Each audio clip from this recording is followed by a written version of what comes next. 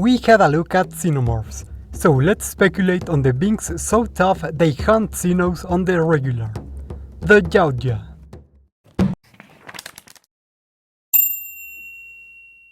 Hello everyone, and welcome to the Speculative Wildlife Research Center. The Yautja, the iconic alien hunters from the Predator series, are a fascinating mix of alien biology, tribal hunting culture, and advanced technology, so giving them a spec evo reimagining should be a lot of fun. Big thanks to Jackson Younger for commissioning this episode and helping me out with the info on these guys. And now, without further ado, let's get started.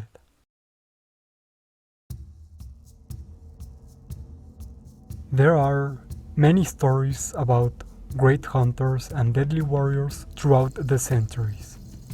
But some stories tell of what happens when they become prey instead. 841 AD, Scandinavian Peninsula. 1629, Feudal Japan. 1719, North American Great Plains. 1942, North Atlantic. 1987, Guatemala. 1997, Los Angeles. I myself thought of these tales as mere legends, until I was unfortunate enough to encounter the legend itself. I was deep in the jungles of South America, in a location I am unable to disclose, doing work for the research center.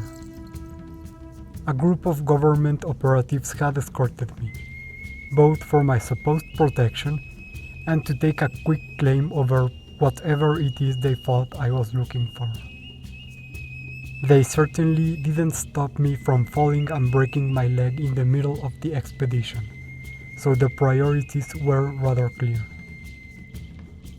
It was during the night following my accident that a scream woke me from my restless sleep. 2 more followed. I was barely awake when I realized I was completely alone.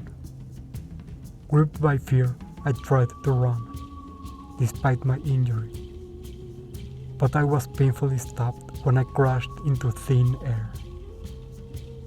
It was just like the stories.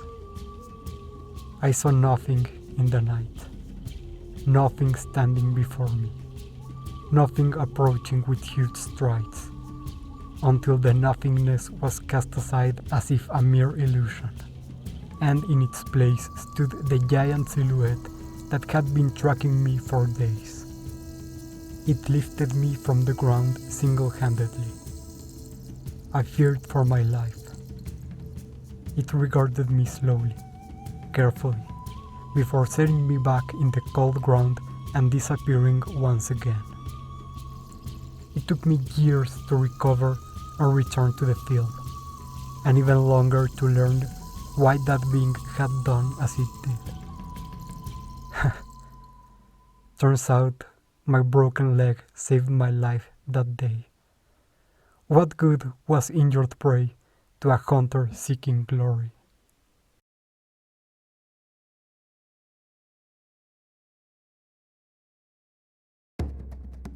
Current knowledge obtained from our sparse contact indicates the planet of origin of these beings, who call themselves the Yautja, is part of a trinary star system, and appropriately hot as a result. Their atmosphere is not too dissimilar to ours in composition, explaining their love for coming here as part of their hunting trips.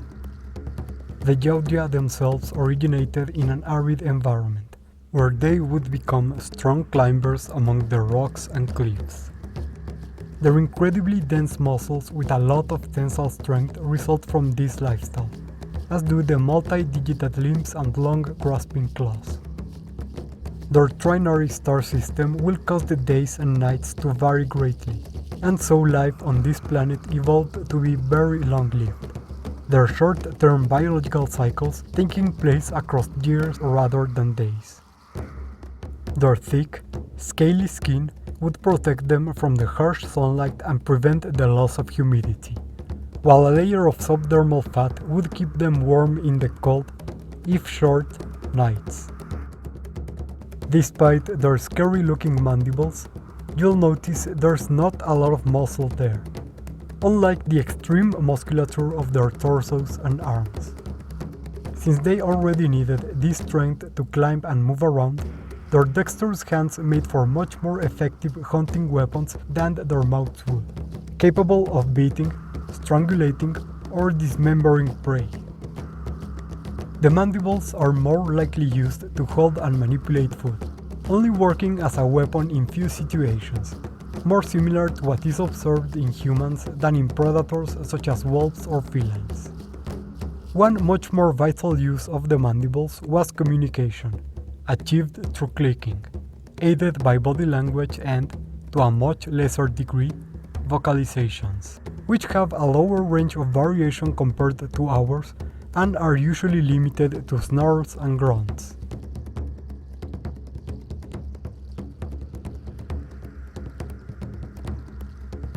When hunting, the ancestors of the Yautja would coordinate as a group, but even in these conditions the hunt could be dangerous. Whenever they did, a specialized gland located near the neck would release an adrenaline-like hormone, making them stronger and more aggressive to improve their chances. Their very strong lungs and heart, which is composed of 5 huge chambers, would allow plentiful oxygenation to their bodies as they hunted. Their bright green blood becomes luminescent upon exposure to its atmosphere, making injured individuals more visible to attract the attention and aid of their companions. As predators, their senses, including hearing and chemoreception, are very keen in order to help them detect and track prey. Their sight, in contrast, is rather poor, having adapted to high light conditions where it was forced to be less acute in order to avoid damage from the light intensity. Luckily, their poor sight is greatly aided by infrared detection, which lets them see the heat signatures of potential prey and predators. Being climbers also means their body needs to be able to properly adjust for their position and inclination, and quickly react to any changes in their surroundings, and that's what their dreadlocks are for. Despite looking like a nice hairstyle, these are actually complex sensory organs, developed from ancient sensors convergent with our ears. Inside them are a series of statocysts and pressure sensors, which are distributed evenly to help them detect such stimuli. These organs develop as the Yautja age and become capable of climbing and hunting, which will also tie their growth with maturation and sexual availability, as well as attractiveness for potential mates.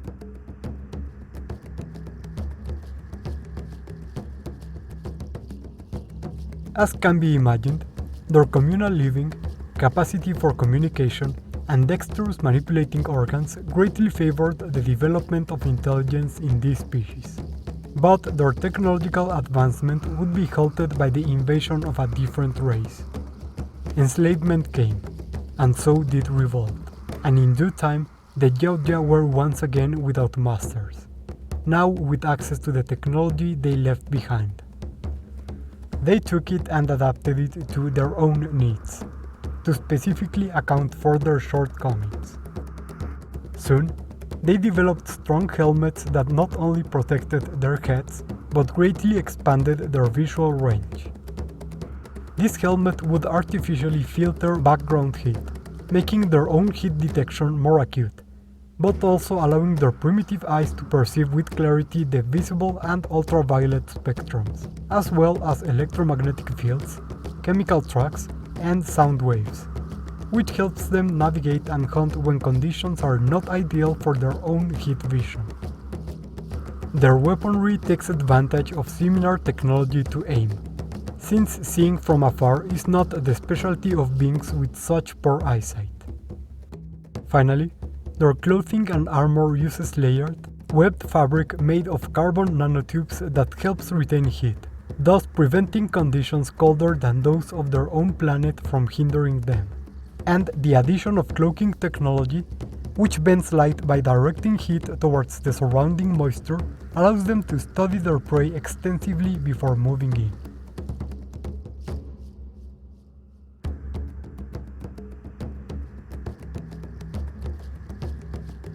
And yet, for all of this technology, it would be their reproductive habits that would shape their society the most.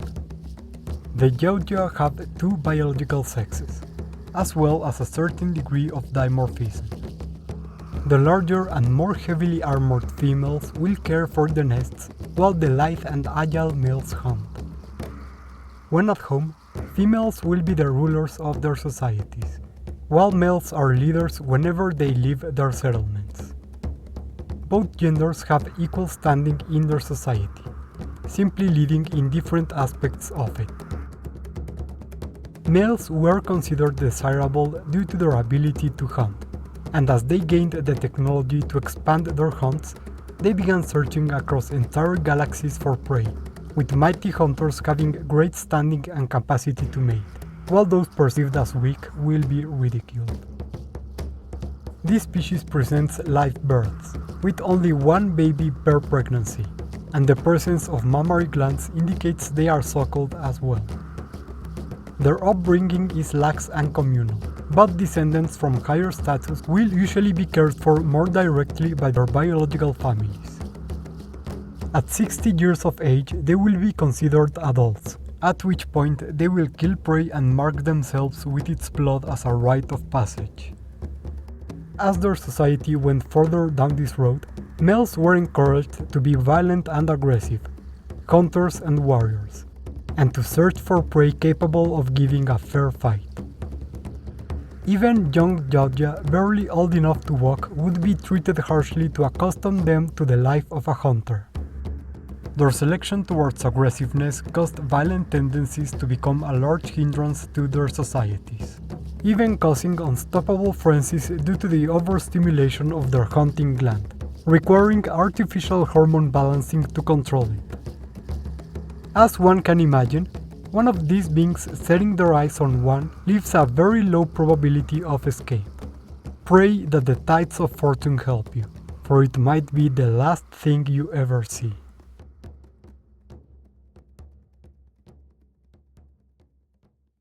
And that's it for Speculative Biology look into the Yautja. Not gonna lie, balancing the biology, technology and culture on this one was a bit hard. Something we've seen in only a few of our sapient-based episodes. But I like the way all three things combined in the end, each affecting the others in a way I found very realistic and interesting. This one also stuck a bit closer to the canon regarding the appearance of the Yautja, which was for the better since I know sometimes my alien redesigns can be a bit extreme. Don't get used to this though. I hope y'all enjoyed this episode. And as always, here's a thank you to everyone who wanted to see it. Let me know in the comments if you liked it. And while you are there, which of our creatures you think would make for a good hunt for the Yautja. And also, thank you to our researchers and research associates who support us through Patreon and YouTube memberships. And once again, to Jackson who commissioned this episode. Remember, you too can join in if you want to support our channel. And you get some nice perks too, like seeing all of our creatures and videos ahead of time and helping mold them into shape. Or you can also like, subscribe, or write a comment telling me any type of creature you would like me to give the Spec Evo treatment in the show, as any of those really help the channel a lot. Thank you all for watching. Look behind you, and see you next time on the Speculative Wildlife Research Center.